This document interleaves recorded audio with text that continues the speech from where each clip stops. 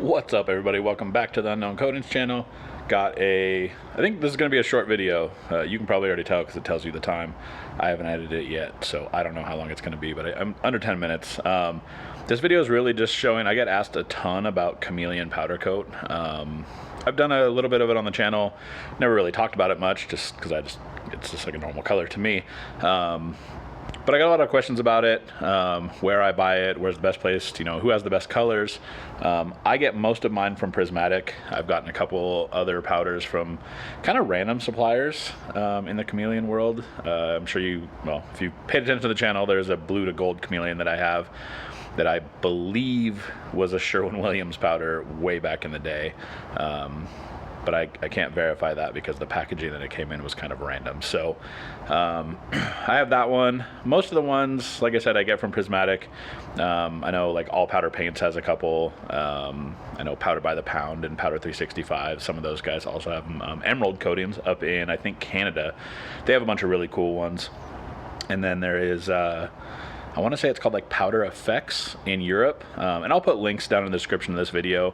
They also have a bunch of really cool chameleons. So the chameleons from Prismatic, I shoot almost all of them hot, just because I want the color comes from the flake in a clear. So the more flake that you get on, the more color that you have. So I tend to shoot them a little heavy. It's definitely on like the heavy side of the like recommended mil thickness, obviously. I spray them over mirror black most of the time, or super wet black from IFS. And that's all this is. This is a quick little video doing, I think, some side-by-side wheels. Shows off the color change and stuff in the video, and you can kind of see the whole process. Oh, and I almost forgot.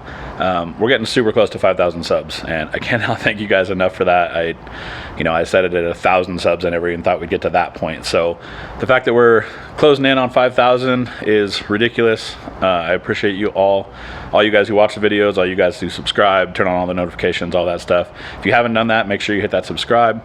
And then make sure you watch this video all the way through. There's a funny little piece at the end that only some people will get, but if you get the joke, make sure you post in the comments.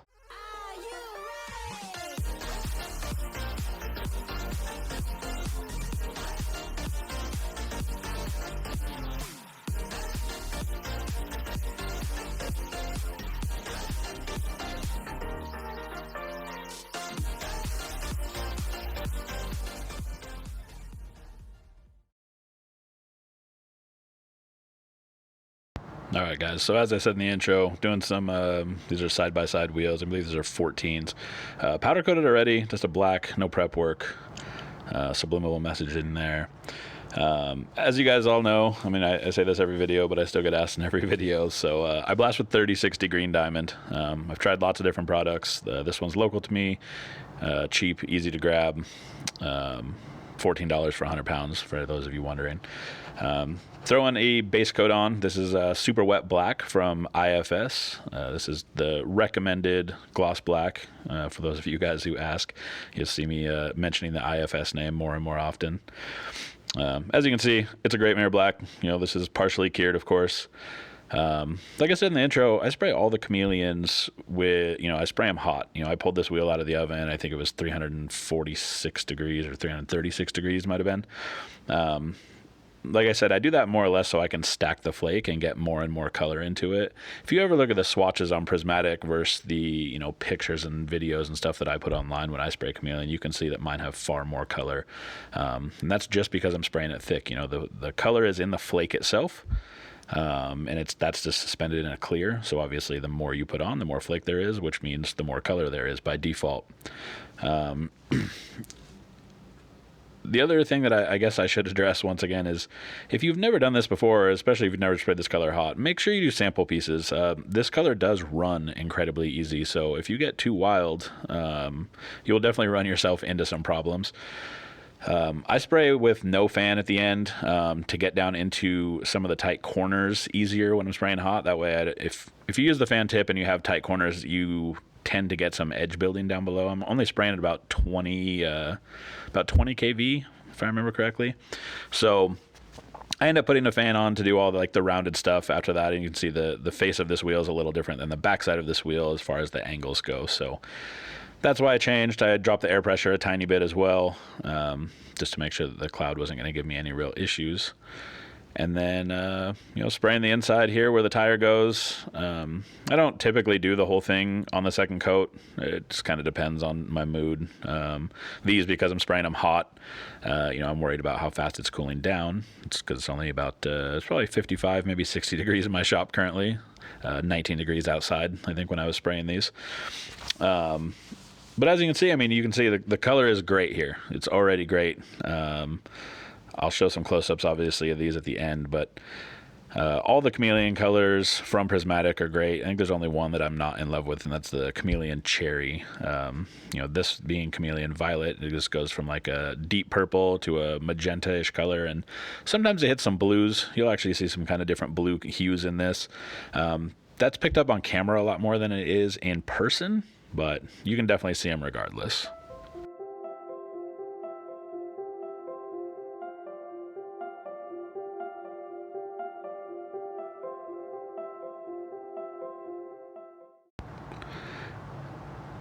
And really I just moved the camera. I'm trying to give you guys some kind of different angles. I don't know if there's necessarily technique visible while I'm spraying this, but because I don't necessarily encourage people to spray hot, I figure if you're going to spray hot, you can at least watch me do it carefully. And I have a whole video out about spraying hot. It's not that I am completely against it. I just think until you know your gun settings incredibly well and understand your spray patterns and powder consistencies and things like that, you shouldn't just be jumping on board and spraying everything hot. But that's not to say that there aren't people who only spray hot. So it definitely works. I always encourage people to do a lot of testing, on their own parts, not customers' parts, obviously, but walk around your house or your shop or whatever and find yourself some metal pieces to try out. Another thing I encourage people to do is just go to the wrecking yard, pick up some valve covers, things like that, things that you can definitely learn to spray on. Get two matching ones, spray one hot, spray one cold, and see if you see a difference or what you like and versus don't like. And I know at the beginning of this video, I listed some of the companies that sell Chameleon powders, and I'm sure there's plenty of others. It's not like I included everybody. So if you guys have some recommendations on cool chameleons, or you'd like to see them on this channel, or you just want to share the information with people, be sure to post those in the comments. I'll be going through them and replying like I normally do, and we'll try to see if can find some other cool chameleons to throw on some parts randomly in some of these videos. I'm always excited about cool colors. A lot of times, you'll see the Motivation Monday videos are mostly just me doing black wheels or silver wheels or gray wheels. I'm always more excited to do colors like this just because they're much more fun and make my job more fun, obviously.